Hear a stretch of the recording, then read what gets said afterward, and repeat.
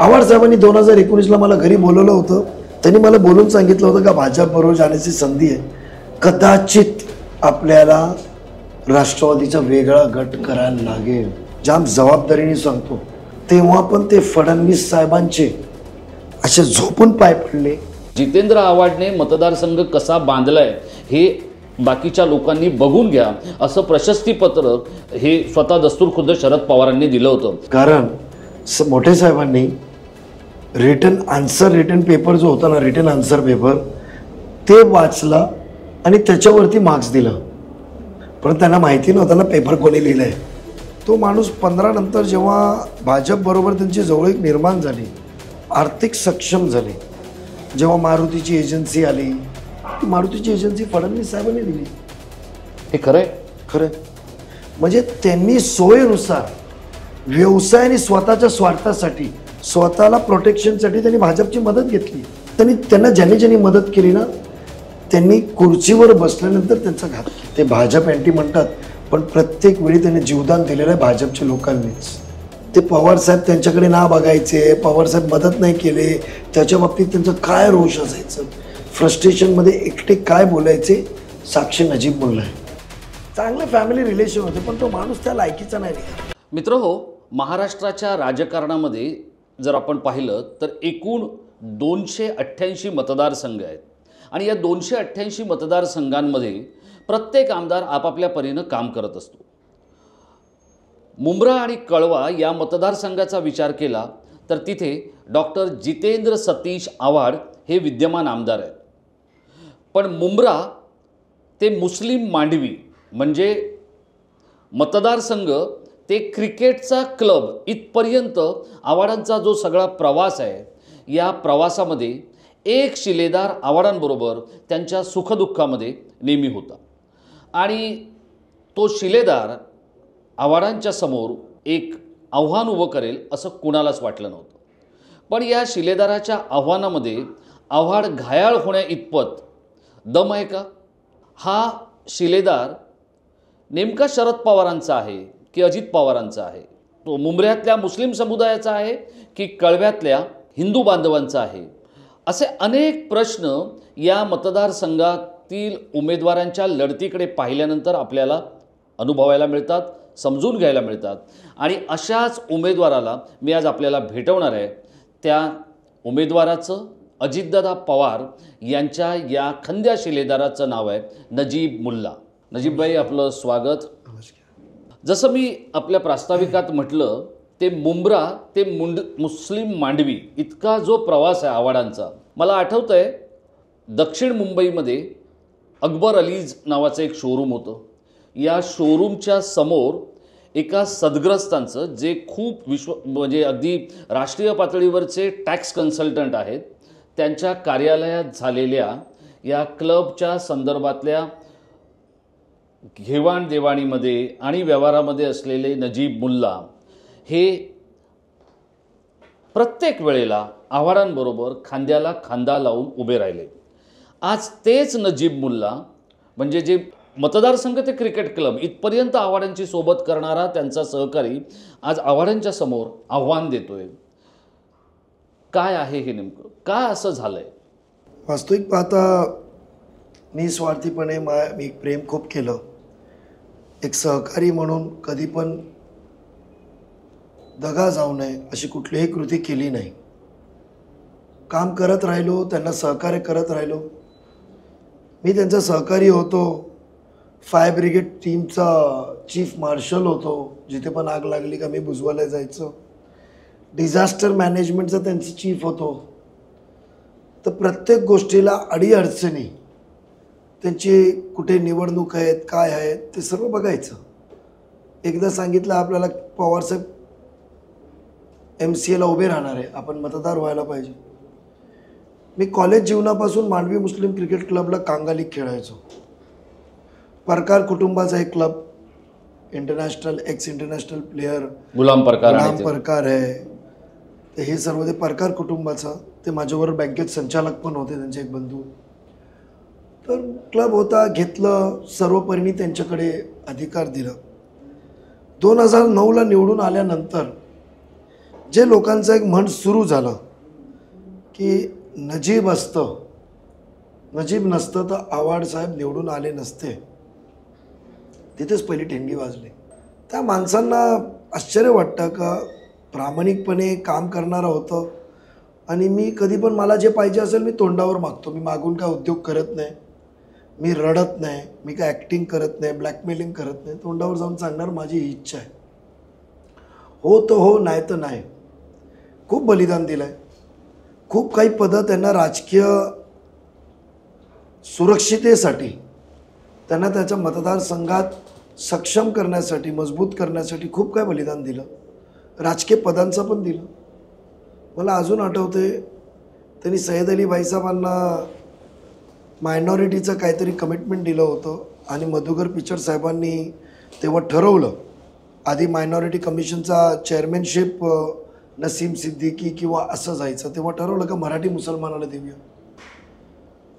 आणि मला सांगण्यात आलं तुला मायनॉरिटीचं कर. मला कधी असा महामंडळ काही पदं घेण्यात शासकीय रस नव्हताच.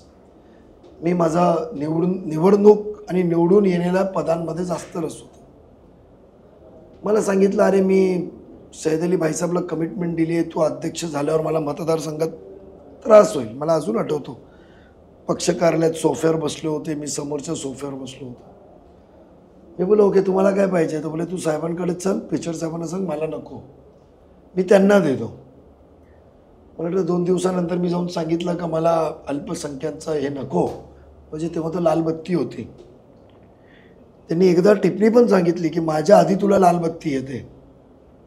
2010-11च्या पिरियड तुम्ही बघा, तेव्हा कॅबिनेट रँक्स अँड स्टेट मिनिस्टर्सचे बेकन लाईट्स होते.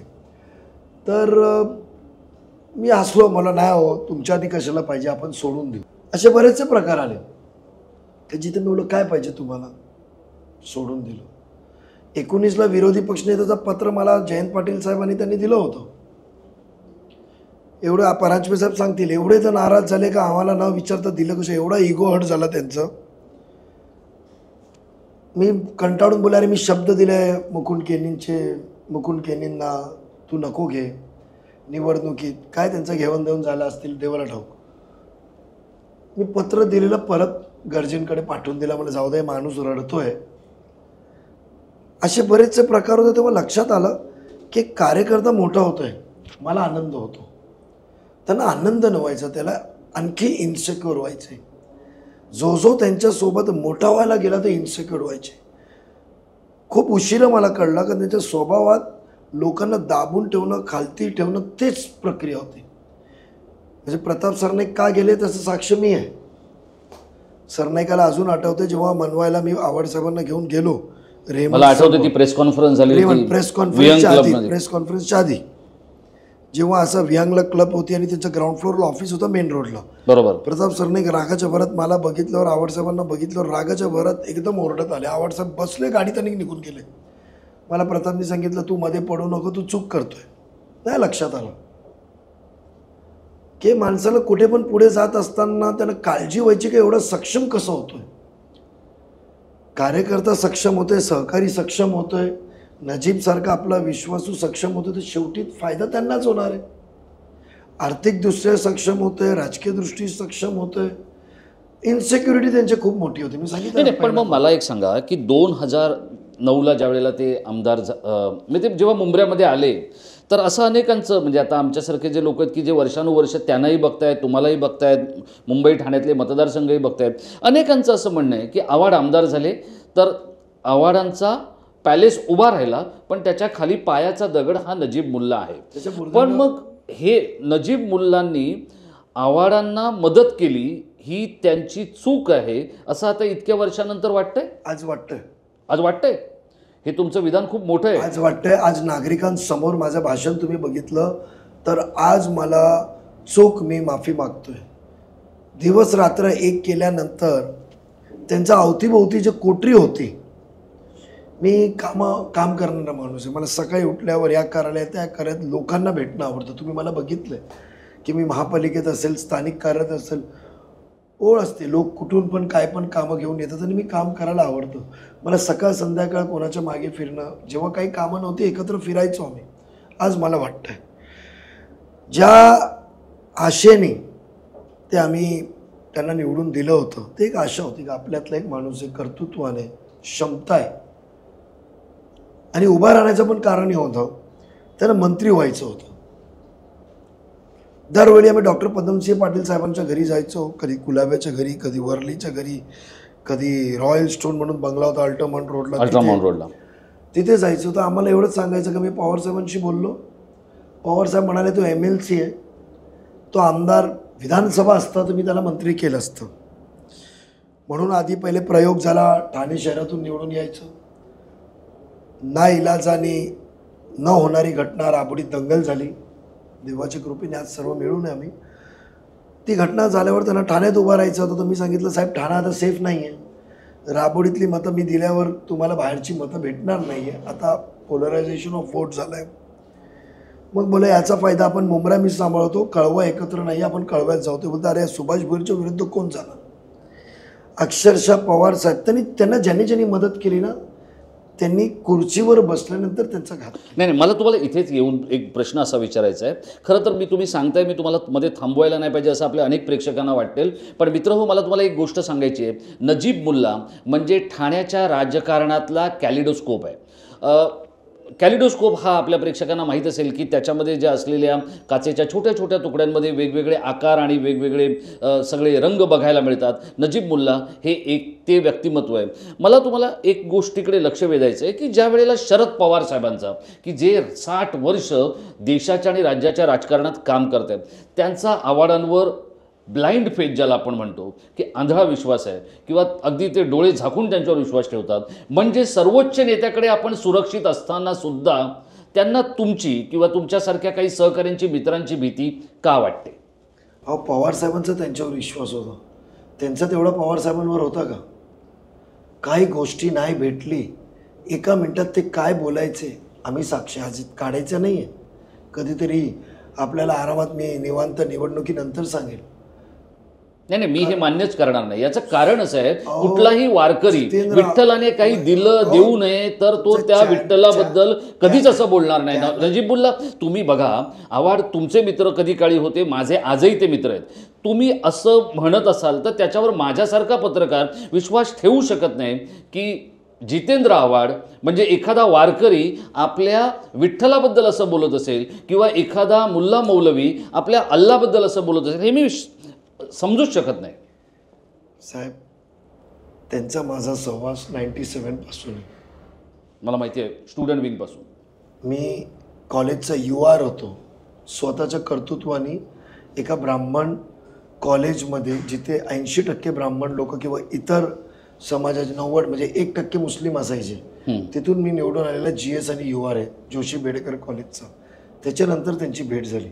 म्हणजे 97 पाचचा सहवासमध्ये तो कुठली पिक्चर त्याच्यात तो सलमान खान चुलबुल पांडे असतो, तर तो पिक्चरमध्ये असणारा चुलबुल पांडे आणि ओरिजिनल रियालिटीमध्ये असलेला इन्स्पेक्टर फरक असतं ना. सलमान खान जो चित्रीकरणमध्ये फिल्ममध्ये दिसतो त्याचा ऑरा, त्याचा तो डेअरिंग आणि जो एकटा जाणं, रिअल लाईफमध्ये तसं नाही आहे ना. खरं आहे, तसं ते आता आपण अनुभवतोय. तसं तो आव्हाड साहेबांचा आहे. रिअल लाईफ तुम्ही जे कॅमेऱ्यावर माझा विठ्ठल, माझा बाप, माझं हे असं निस्वार्थी प्रेम लागतं. म्हणजे तुम्हाला असं म्हणायचं ते फिल्मी आहेत, ते खोटं बोलताय. असं आहे कोचरेकर साहेब, मला अजून आठवतं पवार साहेबांना भेटायला जायचे, त्यांच्यावर अँटी करप्शनचा गुन्हा नोंदवला होता. संयुक्त काँग्रेस होती, 2 महिन्यात का 3 महिन्यातच त्यांना ते काढण्यात आलं होतं प्रदेश युवक काँग्रेसमधून. केस झाली होती, खूप घाबरले होते. एकटा मी, माझी गाडी आणि ते असायचे, आम्ही फिरायचो. तेव्हा गोपीनाथ मुंडेजींनी त्यांना मदत केली होती. जी समरी झाली होती त्याच्यात पूर्णपणे गोपीनाथ मुंडेंनी मदत केली होती. ते भाजप अँटी म्हणतात, पण प्रत्येक वेळी त्यांनी जीवदान दिलेलं आहे भाजपच्या लोकांनीच. मी जायचो त्यांच्या घरी रामटेकला, तेव्हा ते पवारसाहेब त्यांच्याकडे ना बघायचे, पवारसाहेब मदत नाही केले, त्याच्या बाबतीत त्यांचं काय रोष असायचं, फ्रस्ट्रेशनमध्ये एकटे काय बोलायचे. साक्षी नजीब मुल्ला आहे.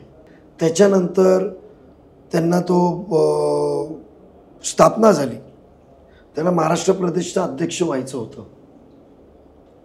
तेव्हा रणजितसिंह मोहिते पाटीलला अध्यक्ष करण्यात आलं.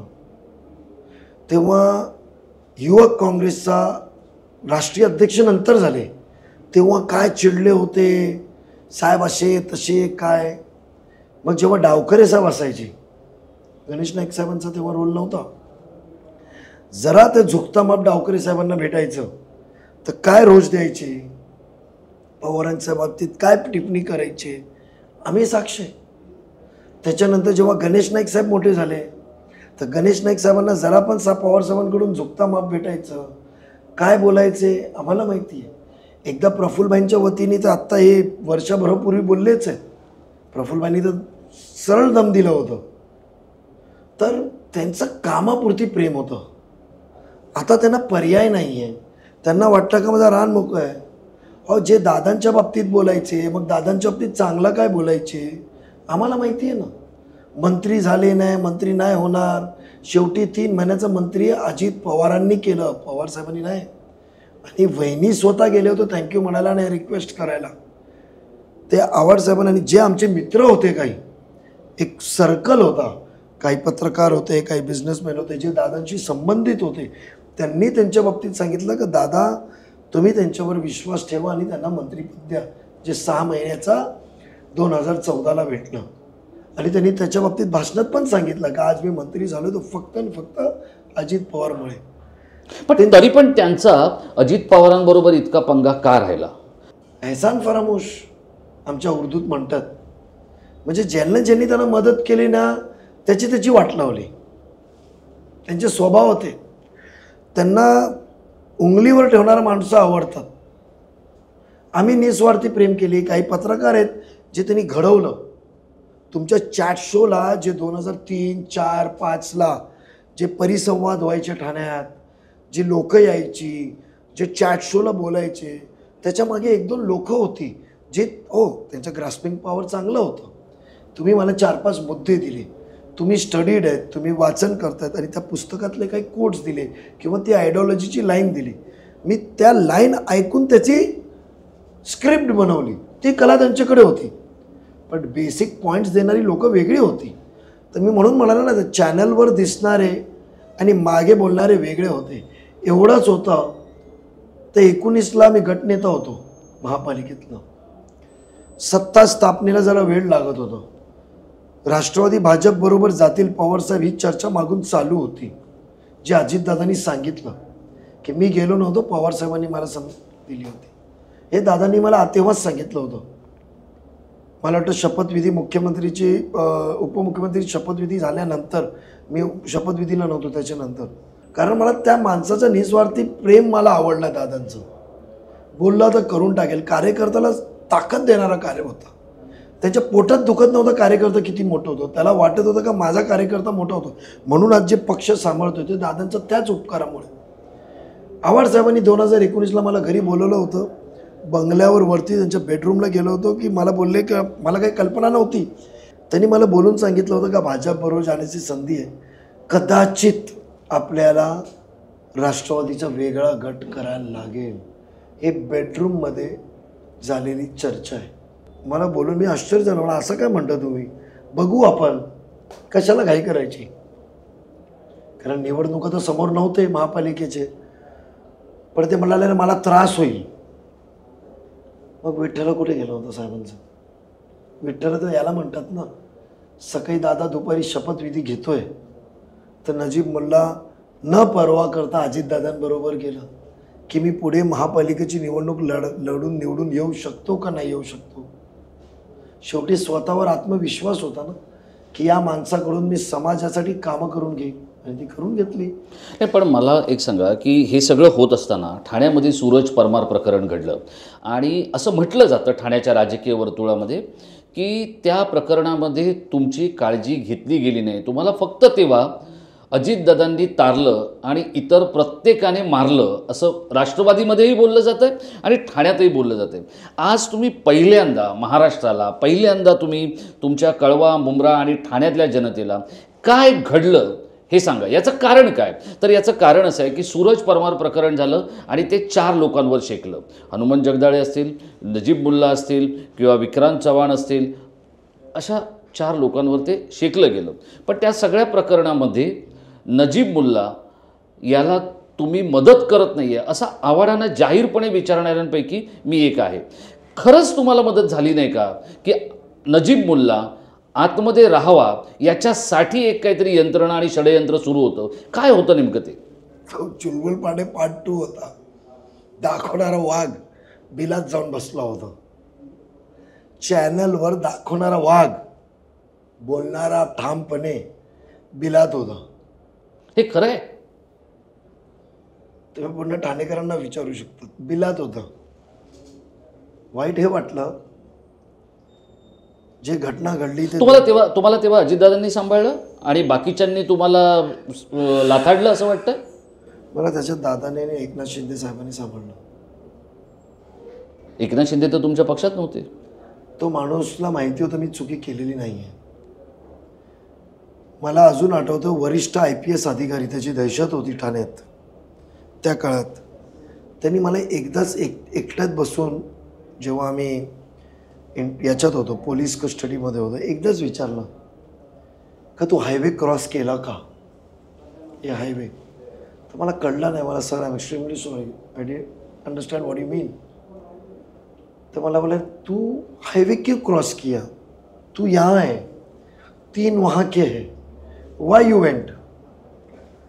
तो बोला मेरे दिमाग में आवाड साहब ने डाला था कि नजीब तेरे को 2017 में सत्ता लानी है, तो मैं सब पार्टी के लोगों को, जो भी फैक्शन है उनको एक लेकर चलाने का ठेका लिया था. 2012ला महापौरला पडल्यावर, दगा झाल्यावर पडल्यावर पण मी 5 वर्ष एक पद नाही घेतलं. मला सांगितलं नाही तर विरोधी पक्षनेता की मला नाही, जगदाळे साहेब प्रामाणिकपणे मला साथ दिली आहे, जगदाळे साहेब व्हावं.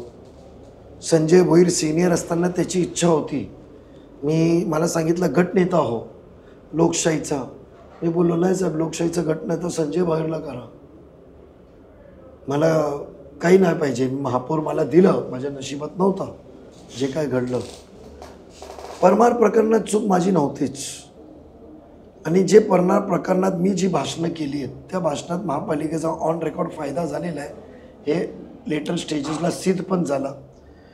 पण माझी वेळ चुकली होती. मी भाषणं करत होतो, काय घडत होता मला त्याच्या ठाऊक नाही आहे. इनफॅक्ट सूरज परमार 8 दिवसापूर्वी माझ्या घरी ब्रेकफास्टला आला होता 2 मित्रांबरोबर. तो सॉरी म्हणायला मला आला होता. हे प्रकार घडल्यावर कस्टडीमध्ये असताना जबाबाला आलेला त्यांच्या एक पार्टनरला विचारलं, अरे मला सूरजने का माझं नाव लिहिलं? तो बोलता, अरे 2 रात आधी माझ्याबरोबर जेवायला बसला होता, त्यांनी तुझी एवढी प्रशंसा केली का त्या माणसाच्या बाबतीत माझी मिसअंडरस्टँडिंग होती. का घडलं माहिती नाही आहे. पण एक आव्हाड साहेब जे घरात बसले आणि तेव्हा पण त्यांना जाम जबाबदारीने सांगतो, वेळ पडली तर कुठल्या गाडीत गेले, कोण घेऊन गेला, बेडरूमला बघायला कोण होता, तो मी नाव देऊ शकतो. तेव्हा पण ते फडणवीस साहेबांचे असे झोपून पाय पडले. नजीब मुल्लाला, निर्दोष नजीब मुल्लाला वाचवण्यासाठी नव्हे, का त्यांना भीती होती की नजीब मुल्लाने सत्य सांगितलं तर त्यांना अरेस्ट होईल. ते स्वतः जाऊन भेटले. आणि त्या दिवशी नंतर कल्याणची निवडणुकीत काय घडलं तुम्हाला माहिती आहे. BJP शिवसेनेची कुठल्या टोक्यावर गेली माहिती आहे. तर तिथे ते सरेंडर होऊन आले, ते मला कळलं एका कोर्टाच्या तारखेत. जो घेऊन गेला होता, ज्याने पाठवलं होतं, त्या सर्वांनी मला सांगितलं की असं असं घडलं. तर मी त्यांना एकच शब्द विचारला, त्यांनी माझ्या बाबतीत काय बोलले का? त्यावेळेला अजिबात शब्द पण काढला नाही. दोघांनी फक्त स्वतःला वाचवा, स्वतःला वाचवा, स्वतःला वाचवा, म्हणजे आव्हाड साहेब आणि फॅमिली तेवढंच केलं. आणि त्यांनी स्टोरी सांगितली काय घडलं, कुठे बसले. मग फडणवीस साहेब आल्यावर त्यांची ॲक्टिंग केली. तर तेव्हा विचार आला की माणसाबरोबर राहणं चुकीचं आहे. आणि ठामपणे उभा राहणारा माणूस, बघा यश आला नाही आलं, याला शाला चालतं, प्रयत्न इम्पॉर्टंट असतात, प्रामाणिकपणे उभा राहणं इम्पॉर्टंट असतं. त्याने एकानं सांगितलं का नजीब मुलाला टायरला ठेवून पोलीस मारणार आणि त्यांचं नाव काढणार, म्हणून तिथे कस्टडीला आले. मला अजून आठवतं 11:30 वाजता जयेंद्र गाला सूरज परमारला घेऊन आला होता मिसअंडरस्टँडिंग क्लिअर करायला. त्यांनी तो बंगला बुक केलं होतं, त्याचे काहीतरी चेक बिक घेतले होते. बंगला बुक करताना माझ्या हातातूनच त्याच्या वडिलांकडे 5 लाखाचा चेक दिला होता हवाईयांमध्ये. त्याच्यानंतर काहीतरी 10 पट काहीतरी पैसे घेतले असं ऐकायला आलं. I am not aware of it. ऐकायला आलं म्हणजे त्याच्या कुटुंबामार्फत. तर जयेंद्र गाला ते सर्व प्रकार त्यांना भीती होती, कारण चुका त्यांनी केले होते की नजीब माझं नाव घेईल. ते मला जाणवलं की माणूस आत्ता पण स्वतःच्या स्वार्थासाठी येतोय. त्या माणसाबरोबर कशाला राहायचं. हे पण मला एक सांगा की 2012ला जेव्हा नजीब मुल्ला ठाणे शहराचा महापौर केला जाईल अशा पद्धतीचं वातावरण झालेलं होतं, आणि तेव्हा कारण ते संपूर्ण राजकीय तो जो काय सगळा प्रकार, ते नाट्य हे मी जवळून पाहत होतो. 2 लोकांचा पर्याय होता, नजीब मुल्ला आणि रवींद्र फाटक. म्हणजे महापौर कोण होणार या संदर्भातला तो सगळा विषय होता. एच एस पाटील, रवींद्र फाटक तो स्थायी समितीला होते ते. आणि तर ह्या सगळ्या गोष्टीमध्ये तेव्हा जे काय आव्हाड प्रयत्न करत होते, 2 नगरसेवक नंतर निघून गेले आणि त्यानंतर जे काही सगळं नाट्य घडलं, 3 आमदार पहिल्यांदा राज ठाकरेंना जाऊन भेटले आणि त्यानंतर जे काय घडलं, तेव्हा आव्हाड प्रामाणिक होते नजीब मुल्लाला महापौर करताना. तेव्हा प्रामाणिक होते, मी खोटं सांगत नाही. पण ते प्रामाणिकपणे ज्या दिवशी माझा ऑरा बघितला, माझा क्लाउड बघितलं आर्थिकदृष्ट्या सर्वदृष्ट्या, तेव्हा त्यांना कळाला का आय एम डेंजरस. कारण ते निवडून आल्यावर 3 वर्षच झाले होते. 12ला आनंद परांजपे, सुभाष भोईर आमदारकीचा राजीनामा देऊन शिवसेनेत गेला. 20 जानेवारी 2012ला आनंदजी परांजपे शिवसेनेतून राष्ट्रवादीत आले आणि 3 फेब्रुवारी महिन्यात की मार्च महिन्यात 5 मार्चला महापौरची निवडणूक होती. नाही 5 मार्चला 3 आमदार राज ठाकरेंना भेटले. 5 मार्च 2012ला. बरं. नाही राज ठाकरे साहेबांचा तर मी तेव्हाचा ऋणी आहे. त्यांनी तेव्हा सांगितलं की पहिल्यांदा काहीतरी मला साहेबांकडून आलेलं आहे. आम्ही खूप त्यांना द्यायला तयार होतो. त्यांची 5 का 6 मतं होती. पण त्याने सांगितलं 5 वर्ष मला काय नाही पाहिजे. आणि अजून आठवतो की जेव्हा राजनगिरी पळाला होता, सापडत नव्हता, मी मुंबईवरनं त्रस्तून येत होतो. मी टोल नाक्याचं स्पीड ब्रेकर क्रॉस करताना मला फोन आला रेस्ट हाऊसमधून सुधाबाईचा, आणि सुधाबाईंनी राजसाहेबांना दिला की मी आता प्रेस कॉन्फरन्स घेतोय. तर मला साहेब हातात लागत नाही, कारण 11ला किंवा 1ला तो मतदान 12 तारखेला मतदान होतं. तर मतदान ज्या दिवशी होतं तेव्हा राज ठाकरे साहेब सकाळी 9:30 वाजता रेस्ट हाऊसला आले होते. आणि राजसाहेबांनी सांगितलं की मी आता माझा पाठिंबा जाहीर करतो. तर मला sir I am sorry, I couldn't success, जे काय बोलायचं होतं मला. तर I am always grateful to him की त्यांनी तेव्हा आणि काही न घेता तेव्हा एक दिलं होतं. त्यांना खूप भडकवण्यात आलं होतं का तुम्ही महापालिकेतला भगवा काढणार, हिरवा चढवणार का येते, but he never denied that. पण जे काही राजकीय घटना घडली, आवडसाहेब होते, पण 12ला त्यांनी माझी ती ताकद बघितली, क्षमता बघितली की नजीबने त्यांना धोक्याची घंटा भाजपचा मत फोडून आलाय. 3 नगरसेवक काँग्रेसचे बंड करून अपक्ष निवडून आले होते मुंबऱ्याचे. मुझफ्फर हुसेन साहेबांनी मला मदत केली होती, तेव्हा ते काँग्रेसचे कार्याध्यक्ष होते प्रदेशचे. त्यांनी मला 3 मतं सांताक्रूज एअरपोर्टला, तेव्हा डोमेस्टिक सांताक्रूज एअरपोर्टवरनं 3 नगरसेवक माझ्या ताब्यात दिले. मग त्याच्यानंतर इतर काँग्रेसच्या लोकांना मी ताब्यात घेतलं होतं. So I was only informing him. नाही पण मला एक सांगा की नजीब मुल्ला कोण आहे?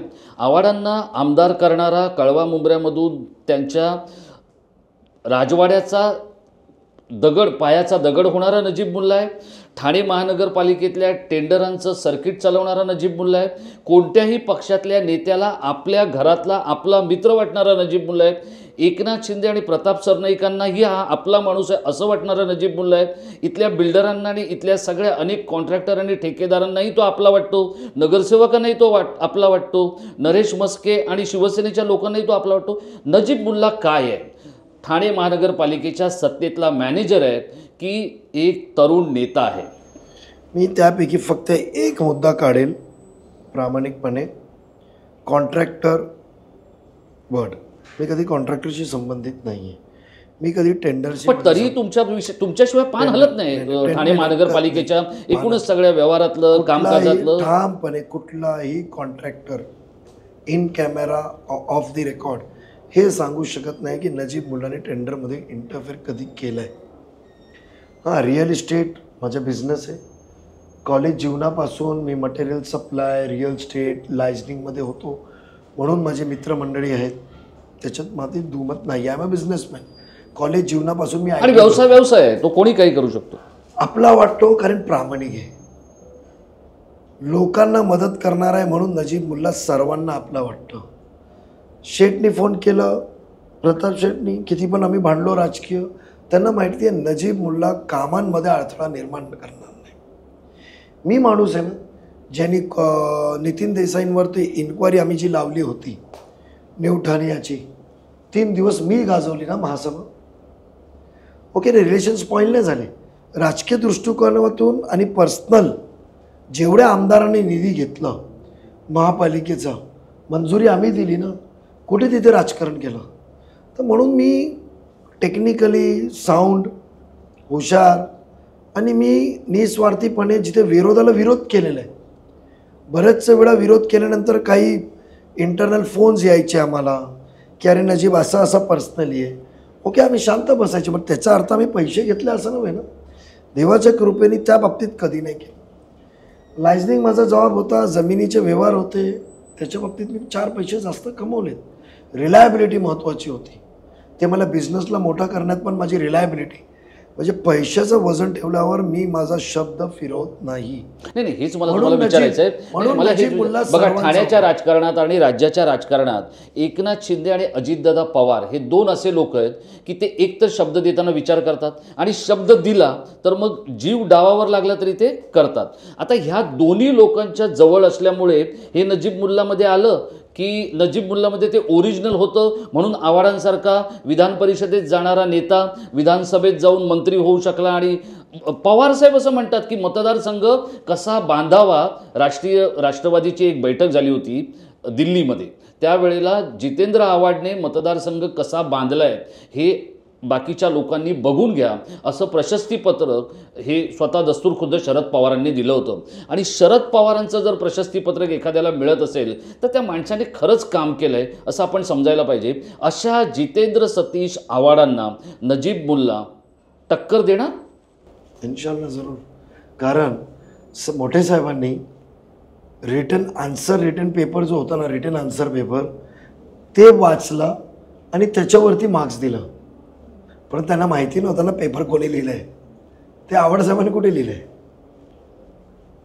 2009ला जी मदत आम्ही घेतली ती समाजवादीचे काँग्रेसचे नगरसेवकांची घेतली.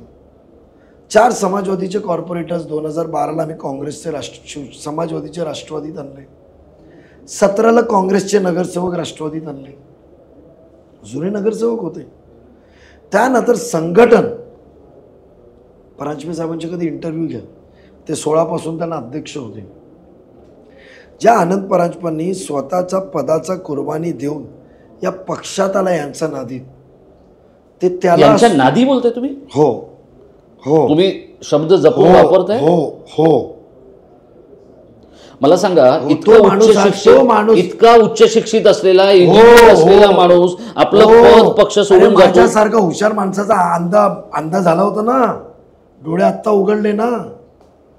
तो परांजपे साहेब आज शिवसेनेत राहिला असता तर नक्की त्याचं भलं झालं असतं असं वाटतं तुम्हाला? आज पण वाटतं. तो कार्यकर्ता आहे आणि एवढा प्रामाणिक येतो.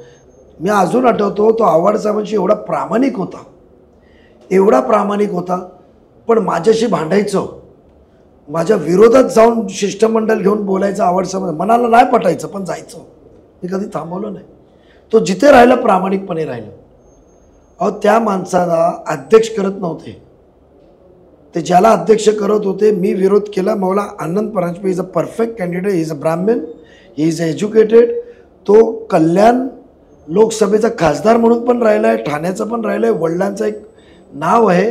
तो अध्यक्ष राहिल्यावर तुमच्या कळवा मुंब्राला पण मदत करेल, कारण त्या ओळख आहे. त्याला दोन्ही समाजाचे कुठले मुद्दे चालेल त्याला करा. रात्री 1:30 वाजता आणि माझा आवड साहेबांची भांडणं झालं. 1:30 वाजता मेसेज केलं, I am proposing your name for. त्याने एकदा मस्करीत बोलला तर मला अध्यक्ष व्हायचं. मी केला. सकाळी उठलो, तटकरे साहेबांकडे गेलो, जगदाळे साहेबांना घेऊन. त्यांना जगदाळे साहेबांना पटवलं, कारण पवार साहेबांनी सांगितलं होतं, मी अध्यक्ष होतो तेव्हा, त्याच्यानंतर नवीन अध्यक्ष नेमला नव्हतं, सांगितलं होतं नजीबचं कॉल इज इम्पॉर्टंट, म्हणूनही माझ्याकडे आले होते. तर तिथेच माझी खाट पडायला तयार झाले होते 16लाच. माझा प्रभागातून ज्याला निवडून आणलं त्याला माझ्या विरुद्ध सुहास देसाईला अध्यक्षपद द्यायला निघाले होते. आणि ॲट दॅट टाईम मला असं वाटलं होतं त्यावेळी का तो सुटेबल नाही आहे, शुड वेट. सौम्य, सभ्य, अभ्यासू पाहिजे, ओरडून फक्त टीका करून ब्लॅकमेल नाही व्हायला पाहिजे. आनंद परांजपे, आनंद परांजपेंना पक्षांनी कोकण म्हाडाचा अध्यक्षपदाचं नाव दिलं होतं. हाऊसिंग मिनिस्ट्री कोणाकडे होती? आवारसाहेबांकडे. त्याचं नाव कट केलं, ते GRच काढलं नाही. कारण स्वतः बरोबर असलेले निष्ठावंत लोक पुढे जाऊ नये ही त्यांची मानसिकता आहे. म्हणून पवार साहेबांना वाटतं ना, संघटन एवढा संघटन मजबूत होता. मुस्लिम समाजातले नगरसेवक नगरसेविका सिटिंग आमदाराच्या विरोधात, आमच्याबरोबर घटक पक्ष शिवसेना BJP बरोबर सत्तेत असताना एवढी पॉलिटिकल रिस्क, जे 3 टर्म आहे, 4 टर्म आहे, 2 टर्म आहे, 1 टर्म आहे, ते नगरसेवक नगरसेविका त्यांना सोडून माझ्याकडे का आले? संघटन एवढं मजबूत असतं तर. मग संघटनातले जे विधानसभा अध्यक्ष आणि ते सर्व एवढा मजबूत आणि सक्षम असतं, मग ते सोडून माझ्याकडे का आले? का आले माझ्याकडे? एवढा मजबूत असतं तर म्हणून बोललो ना. नाही, पण मग मला सांगा, आता कळवा आणि मुंब्रा असं मुस्लिम समुदायाला असं वाटतं की हा मुसलमानांचा मसीहा आहे. ते कळव्यामध्ये डॉक्टर श्रीकांत शिंदे यांच्याबरोबर पंगा घेण्याचाही प्रयत्न करत असतात. आता एका बाजूला तुम्ही असं सांगताय की ते आपल्या बरोबरच्या सहकार्यांना मोठं करत नाही आहेत, पण कोणाबरोबर पंगा? डॉक्टर श्रीकांत शिंदेबरोबर. तुम्ही चॅनलवर बघतात तेवढं ना 15 दिवसापूर्वी निवडणुकीच्या आधी अख्खं कुटुंब CM साहेबांच्या कुटुंबाला जाऊन हातपाय जोडत होता की आम्हाला माफ करा, नजीबला मदत करू नका शिवसेनेने. हे काय सांगताय तुम्ही? याचे तुम्हाला कळतंय का? तुम्ही जबाबदार पॉलिटिशियन आहात. हे एका अशा सोशल मीडियावर जात आहे किंवा अशा एका चॅनेलवर जात आहे की जे महाराष्ट्रातलं राजकीय प्रशासकीय अधिकारी अत्यंत जबाबदारीने आणि मन लावून जे चॅनेल बघतात. साहेब जे सांगतायत ते नाही, मी तुम्हाला विश्वासाने एकदम जबाबदारीने सांगतो. ते 12 डिसेंबर 1998 98,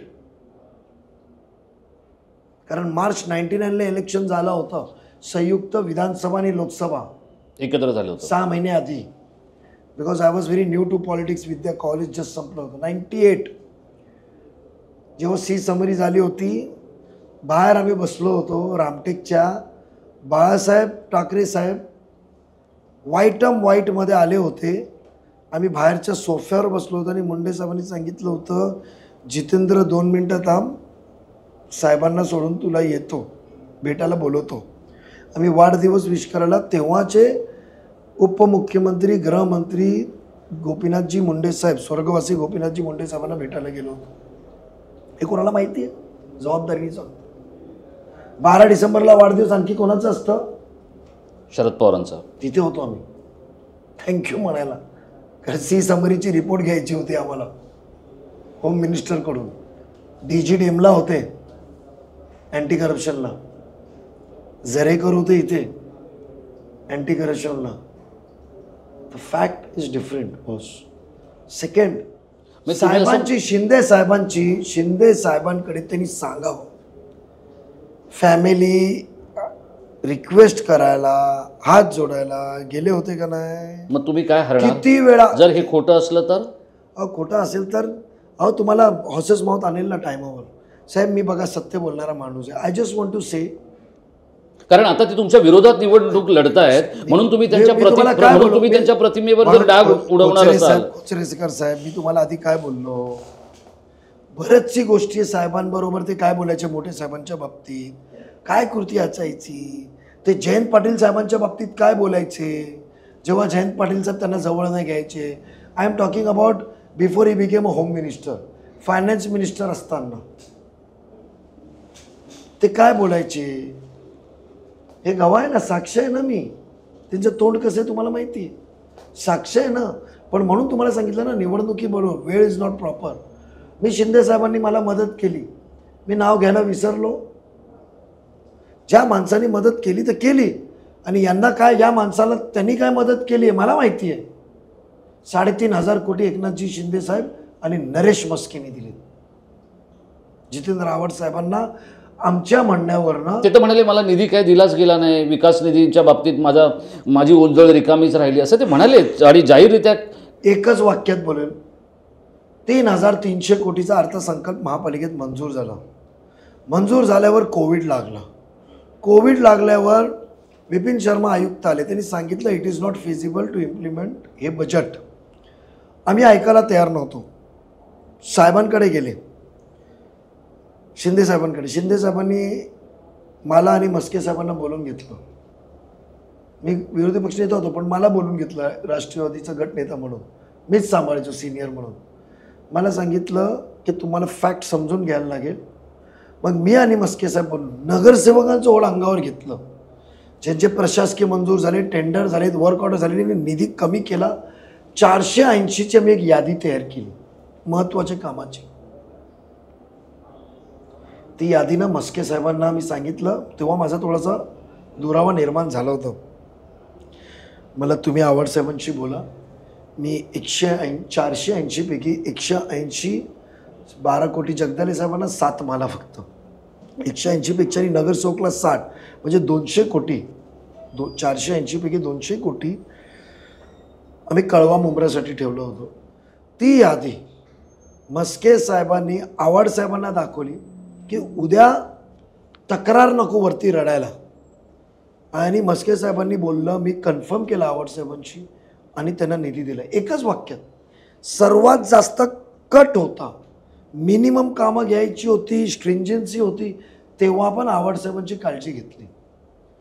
जेवढे प्रकल्प झाले ते मदत महापालिकेच्या मार्फत झाले. त्यांनी शासनाचे निधी 200 कोटी चाललं आहे 15 वर्षात. 3,500 कोटी महापालिकेचे आम्ही दिले. तर सभागृह कोणाचं होतं, महापौर कोण होते, स्थायी समिती कोणाची होती, भांडलो आम्ही ना. त्यांच्या इतर प्रकरणात थांबून ते दिलं. त्यांनी कुठे निधी आणलाय, जे श्रेय आणि फोटो लावतायत सर्व महापालिकेचे निधी. मला सांगा, मग आता मला तुम्हाला एक प्रश्न विचारायचा की आव्हाडांच्या आयुष्यामध्ये अनेक गोष्टींचे तुम्ही साक्षीदार आहात.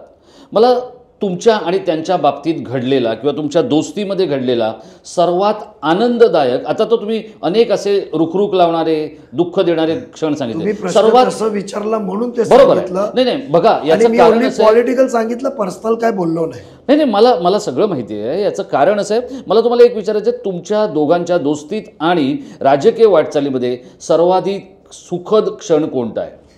तो सुखद क्षण, आणि त्या दिवशीपासून त्यांना मनात माझ्या बाबतीतली भीती निर्माण होऊन दुरावा निर्माण होणारा एकच क्षण सर्वात चांगला आहे. सह्याद्री शाळेत काउंटिंग चालू होती 2009ला, आणि 2009ला काउंटिंग चालू असताना 12,000 का 11,000 समथिंगनी मायनस होते. कळवाच्या पेट्या संपल्या बॅलेट ओपनिंग होऊन. कसं आहे, एक कळव्यातून सुरून मग मुंबईला जाणार होतो. आणि मला अजून आठवतं, हेमंत वाणी होता. हेमंत वाणीकडे याचा सॉक्समध्ये छोटा फोन होता. मी तो सह्याद्री शाळेच्या टॉयलेटमध्ये गेलो आणि सांगितलं, वो फोन अलाउड नसायचे काउंटिंगला. 12,000 मायनस आहे. आव्हाड साहेब घरी बसलेत. मी फोन केला की साहेब तयार व्हा, आपण जिंकलो. ते मला बोलले की अरे नजीब तू क्या बोल रहा है, जिंकला.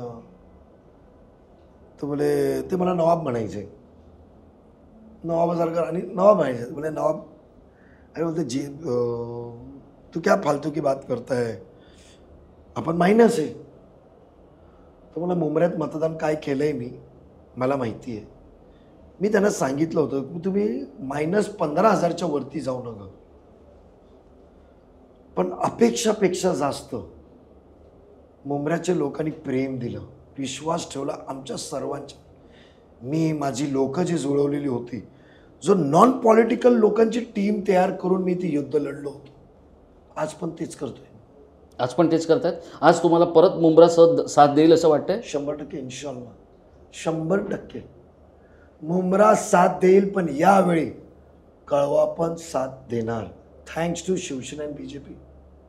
पण तेव्हा जो आनंदाचा क्षण होता, 16,000च्या मार्जिनने आली, 27,000चा लीड आला, अपेक्षापेक्षा जास्त. आणि जो आव्हाड साहेब निवडून आले, सर्टिफिकेट घेण्यासाठी मी खाली गेलो, तो जो आनंदाचा क्षण होता, म्हणजे एक अचिव्हमेंट होतं. तो अचिव्हमेंट आमच्यात काय होतं की या आपल्या साहेबांना मंत्री व्हायचं आहे. आमदार होते ते, मंत्री व्हायचं आहे. मला तेव्हा बोलले होते, अरे मी मंत्री होणार, आता अर्धी लालबत्ती तर तुझी असेल. तर मला, हो साहेब, मी अर्धी लालबत्ती तयार करून माझ्या गाडीवर लावेल. तो एक क्षण होता ना, तो एक कमिटमेंटचा क्षण होता. सगळ्यात दुःखद क्षण कोणता होता? सगळ्यात दुःखद क्षण कोणता होता? त्या दिवशी त्यांच्या विरोधात फॉर्म भरलो. तेव्हा वाईट वाटलं? चांगले फॅमिली रिलेशन होते, पण तो माणूस त्या लायकीचा नाही निघाला. त्यांच्या मुलीच्या लग्नात मी गेलो, मी त्यांच्याशी भांडलो होतो. मी त्यांना आग्रह केला होता का कळवा मुंब्राच्या लोकांनी खूप तुम्हाला प्रेम दिलं आहे साहेब. आज ज्या स्थानावर आहे त्या लोकांनी तुम्हाला निस्वार्थी प्रेम दिलं आहे. त्यांची अपेक्षा आहे की एक रिसेप्शन आपल्या मुलीचं व्हावं. मला अजून आठवते, लग्नाच्या ते गोव्याला जायपर्यंत मी दुबईला होतो. मी दुबईवरनं डायरेक्ट आलो.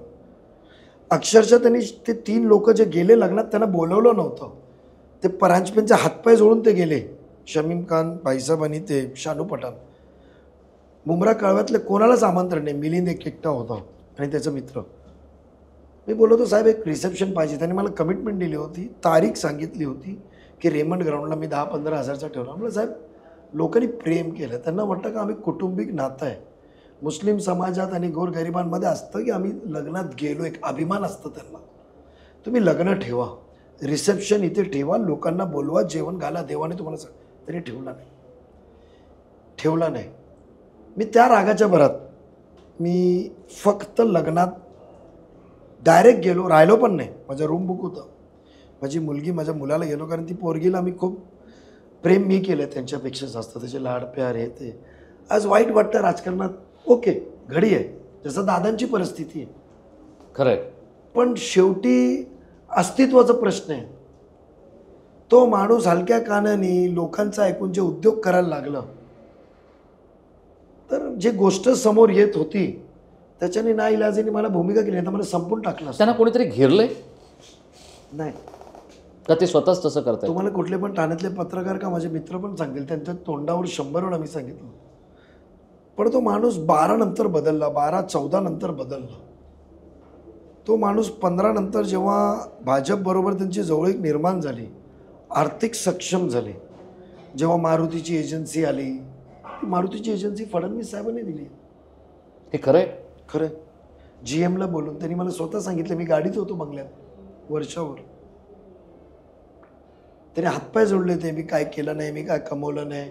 तेव्हा आमच्या एक कोकणी पोरगा आहे, संजय ने, त्याची मारुतीची सर्व्हिस सेंटर होती. कोकणी नाईक नवरे, नाही सर, पहिला नाव विसरलो त्याचं. त्याला बिचाराला काढलं, पण त्याने त्याच्याबरोबर पण दगा दिलं. तो इन्फॉर्मेशन घेऊन आला का साई कृष्णा नावाची एजन्सी आहे बल्ली सेटची, ती काहीतरी याच्यात मारुतीने कॅन्सल केली, कारण तो सर्व्हिस सेंटर चालवायचा. साहेब घ्या तुम्ही. त्यांनी वशिला लावला. तर फडणवीस साहेबांमार्फत त्यांनी मारुतीचं GMला बोलून घेतलं. He was at is speak. मुख्यमंत्री होते.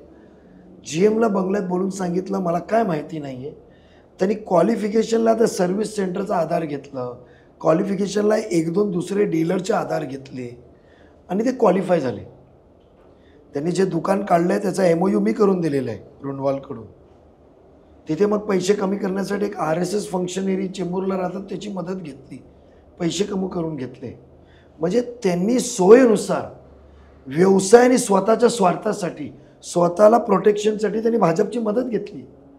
म्हणून मला जे विरोध आणि आज जे मी म्हणतोय ना, का तुम्ही मतदान मागताना तुम्ही विकास कामांवर मागा ना, तुमचे कर्तृत्वावर मागा ना.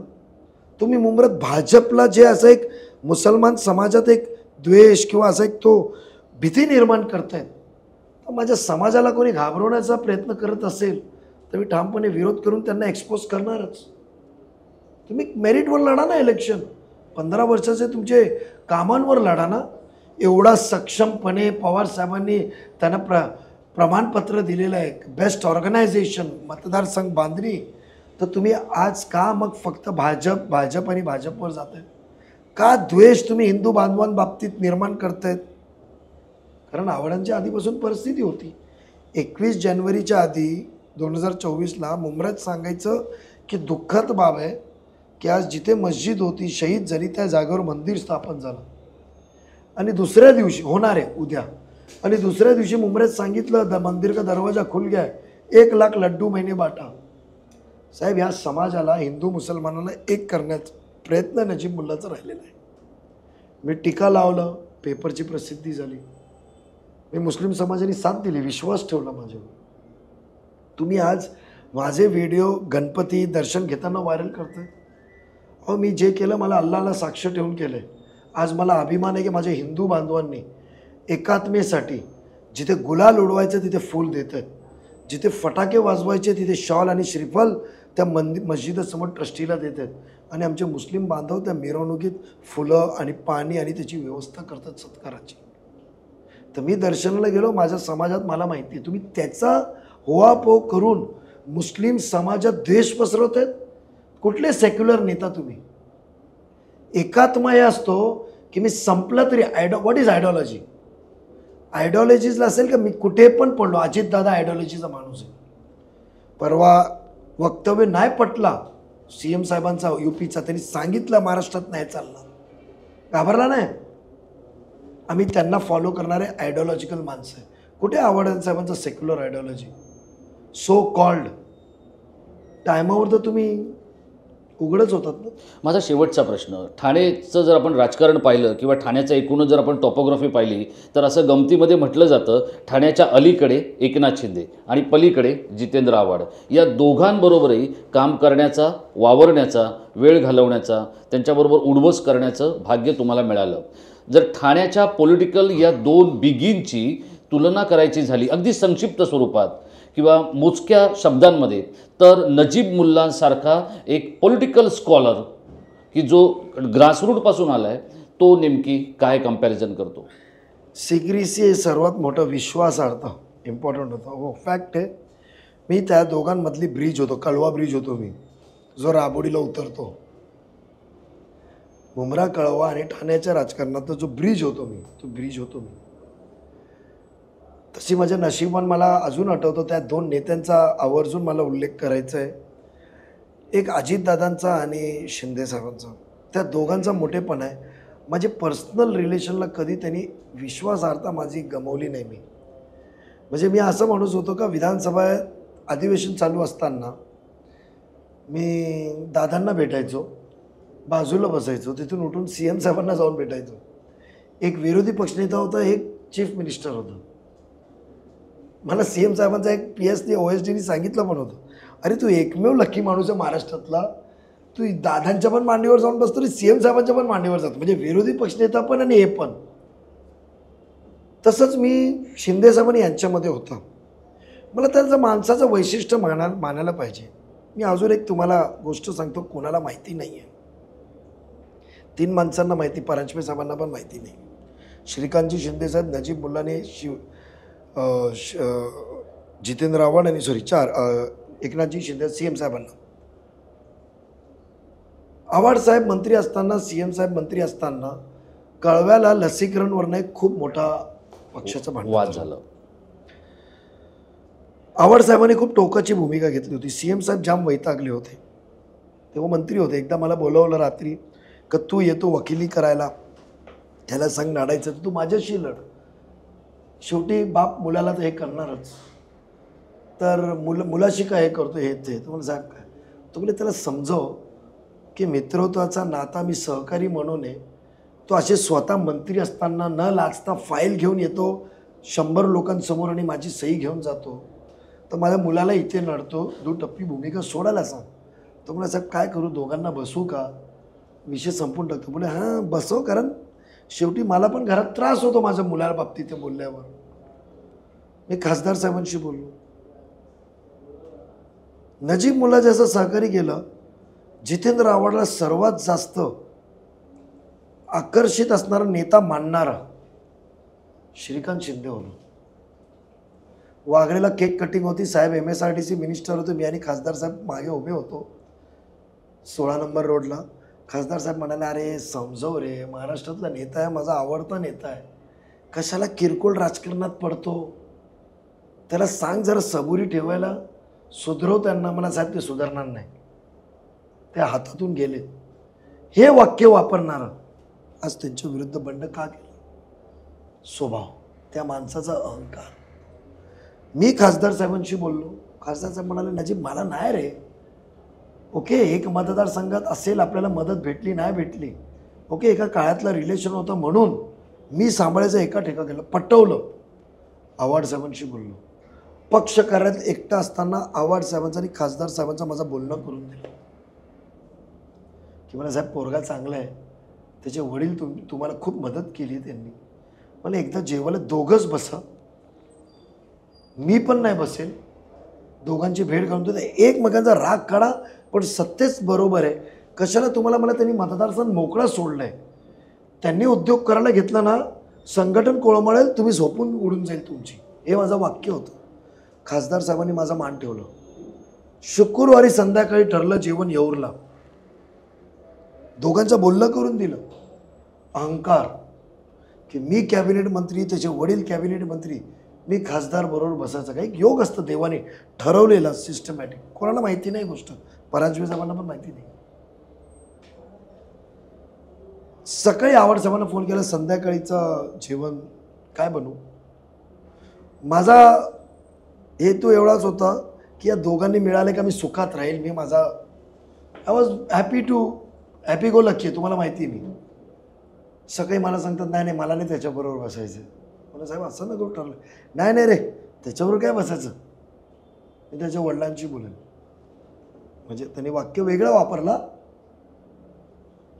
Topic end. मी खासदार साहेबांना सांगितलं, अहो त्यांची तब्येत बरी, म्हणा खोटं सांगितलं आणि विषय संपला. आणि योग बघा, 9 ते 10 दिवसात नाही, ते शुक्रवारी ठरलं, जेवण होता, आणि मला वाटतं गुरुवार का बुधवारच्या दिवशी तो मतदान होता, आणि 8 दिवसाच्या आत सरकार पडली. 8 दिवसात सरकार पडली आणि शिंदेसाहेब मुख्यमंत्री झाले. नीतीचा नियम असेल की नजीब मुल्ला उमेदवार व्हावं, खासदार साहेबांचा आणि CM साहेबांचा आशीर्वाद लाभावं, म्हणून ती मीटिंग टाळली गेली. किंबहुना त्या माणसाचा अहंकार की मी कशाला त्याच्याबरोबर बसू. त्यांनी वय बघितलं, तो कोणाचा मुलगा आहे, त्याच्या वडिलांचे काय उपकार आहे ते विसरले होते. हे फॅक्ट होते. तर म्हणून त्या माणसाबरोबर टिकलं कोण नाही. आज प्रताप सरनाईक माझा फॉर्म भरायला आले, त्यांचा आभारी आहे मी. सरनाईकांनी पक्ष माझ्यासाठी सोडला हे पण सांगतो. सकाळ संध्याकाळ आव्हाड साहेबांनी शब्द दिलं होतं 2007 साली की नजीब मुल्लाला आपण विरोधी पक्षनेता करूया. गट आमचा स्ट्रॉंग होता. मी फॉरेनला होतो, प्रताप सरनाईक बाहेर होते. आव्हाड साहेबांनी कोणाला न सांगता स्वतः अध्यक्षपद घेतलं अशोक राहुलकडून, आणि जगदाळे साहेबांना डावकरे साहेबांच्या गटात होते तेव्हा विरोधी पक्षनेता दिलं. त्या रोषावर प्रताप सरनाईक मी सोडलं. मी साक्ष आहे. आव्हाड साहेब प्रताप सरनाईकाला शिवसेनेत घेऊ नये म्हणून आव्हाड साहेबांनी दिवस रात्र एक केले होते. तर शिंदे साहेबांचा मोठेपणा की शिंदे साहेबांनी त्याचं ऐकलं नाही, बंगल्याची चालू दिली नाही, आणि प्रताप सरनाईकला शिवसेनेत घेतलंच नव्हे, पण सरनाईक साहेबांना 2009ची तिकीट पण दिली. तेव्हा सरनाईक साहेब भांडत होते की बंटी आपण एक आमदारगी की सीट बढ़ेगी, तू MLC तो है, मैं बनूंगा तो 12 तक तू है, रिपीट हो जाएगा. और 8 टक्के 14 पर्यंत होते. तुझ्यासाठी अजून एक मतदारसंघ तयार करू, आपला ग्रुप मजबूत होईल. पण प्रताप शेठचं म्हणणं होतं, त्यांनी हो म्हणाले, तुला विरोधी पक्षनेता शब्द फिरलं तर माझी आमदारगी काय तो देईल. हे कारण पण कोणाला माहिती नाही आहे. सरनाईक साहेब तुम्हाला सांगतील हे सत्य आहे. त्यांनी नजीब मुल्लासाठी सोडलं आणि त्यांनी त्या दिवशी फॉर्म भरायला आल्यावर मिठी मारून सांगितलं, मला आनंद होतोय की तू फॉर्म भरतो त्या माणसाविरुद्ध. तुम्ही मुंबऱ्यातल्या जनतेला काय सांगाल? शेवटचा प्रश्न. काम करायला आलोय, बरेचसे प्रश्न आहे. जितना दुख तुमको मिला है, जो तकलीफ़ें आई है, जो काम की अपेक्षा थी, जो काम आपको होना चाहिए था वो हुआ नहीं है, वो काम करने को आया हूँ. टोरेंट का जुल्म हटाने को आया हूँ. शिक्षण व्यवस्था, प्लेग्राउंड, कत्ल खाना, कब्रिस्तान का जो हाल है, आज ड्रग्स से जो आप परेशान हैं, ये सब मुद्दों से आपका दिमाग हटाने के लिए बीजेपी का जो डर दिखा के आपको गुमराह किया जा रहा है, आपके भाई, आपके बेटे के ऊपर इतना यकीन रखिए. अल्लाह को गवाह करके कह रहा हूँ कि मैं झूठ बात नहीं करता हूँ. कब्र के अजाब से मैं डरता हूँ, इसलिए मुझे काम करना है, गलती सुधारना है. और जो सपना था जितेंद्र आव्हाड साहब को आपके बीच में लाने का, वो सपना पूरे करने के लिए मुझे एक मौका दीजिए. 20 तारीख को 2 नंबर का बटन दबा के घड़ी के निशानी पे वोट दीजिए. कोचरेकर साहब के ज़रिए मैं आपसे इतनी इल्तिजा और दुआ की दरख्वास्त करता हूँ. हे आहेत नजीब मुल्ला. जसं मी आपल्याला म्हटलं की ठाण्याचं राजकारण आणि मुंबईच्या वेशी पलीकडच्या MMRDA रिजनमधला सगळ्यात महत्त्वाचा भिडू असलेल्या नजीब मुल्ला यांनी आपलाच कधी काळी गुरुबंधू असलेल्या जितेंद्र आव्हाड यांच्यासमोर एकदम कडवं आव्हान उभं केलेलं आहे. ज्या आव्हाडांना विधान परिषदेतून विधानसभेत आणण्याचा करिश्मा ज्या नजीब मुल्लांनी केला, तेच नजीब मुल्ला आता पुन्हा एकदा ठाण्याचं आणि राज्याचंही राजकारण ढवळून काढायला निघाले. मित्रहो, नजीब मुल्ला यांनी सांगितलेल्या गोष्टी, त्यांनी सांगितलेले तपशील हे पत्रकार म्हणून मला काही स्वरूपात माहिती होते, पण आज त्यांनी पहिल्यांदा महाराष्ट्राच्याच नव्हे तर जिथे जिथे शरद पवार आहेत त्या त्या ठिकाणच्या राष्ट्रवादीच्या राजकारणाला भूकंपाचे धक्के देणारी मुलाखत दिलेली आहे आणि त्याबद्दल आपण त्यांचे आभार मानले पाहिजेत. मला खात्री आहे की ही मुलाखत आपण पूर्णपणे पाहावी. ती 1 तासाची आहे, थोडीशी मोठी आहे, पण त्या मुलाखतीमध्ये शरद पवार काय आहेत, जितेंद्र आव्हाड काय आहेत, एकनाथ शिंदे काय आहेत, नजीब मुल्लाचा या सगळ्यामधला अभिनय आणि रोल काय आहे हे सुद्धा ही मुलाखत अधोरेखित करणार आहे. अशाच काही गोष्टी इतर काही नेत्यांच्या बाबतीत समजून घेण्यासाठी आपण टाईम महाराष्ट्राला सतत कनेक्ट राहा. आणि ही मुलाखत आपल्याला आवडली असेल कारण ती महाराष्ट्रातल्या एका बलदंड आणि ताकदवान नेत्याच्या संदर्भातल्या गोष्टींनी ओतप्रोत भरलेली आहे. एका राज्यातल्या मोठ्या पक्षामध्ये काय होतंय, राज्याच्या मुख्यमंत्र्यांच्या बंद दाराआड काय चालू आहे हे सांगणारी आहे. त्यामुळे ही जर मुलाखत आपल्याला आवडली तर ती लाईक करून शेअर करायला विसरू नका. नजीबजी, आपल्याला या निवडणुकीमध्ये भरभरून यश मिळावं यासाठी खूप शुभेच्छा. याचं कारण असं आहे की जितेंद्र आव्हाड हे माझेही मित्र आहेत, तुमचेही ते कधी काळी मित्र होते. मी दोघांनाही शुभेच्छा देणं इतकंच माझ्या हाती राहतं. याचं कारण असं आहे, फैसला जो काय करायचा आहे तो मुंबऱ्याच्या जनतेला करायचा आहे आणि नजीब मुल्ला यांनी टोरंटच्या संदर्भातली वाद काढून मुस्लिम बांधवांबरोबर उभं राहण्याचा किंवा मुंब्रावासियांना या टोरंटच्या राक्षसी जबड्यातून सोडवण्याचा एक संकल्प सोडलाय. पाहायचंय तुम्ही सगळे येणाऱ्या म्हणजे मुंब्रा आणि कळव्यातले मतदार हे 20 तारखेला काय करणार आहेत त्याचा 23 तारखेला फैसला होणार आहे. धन्यवाद.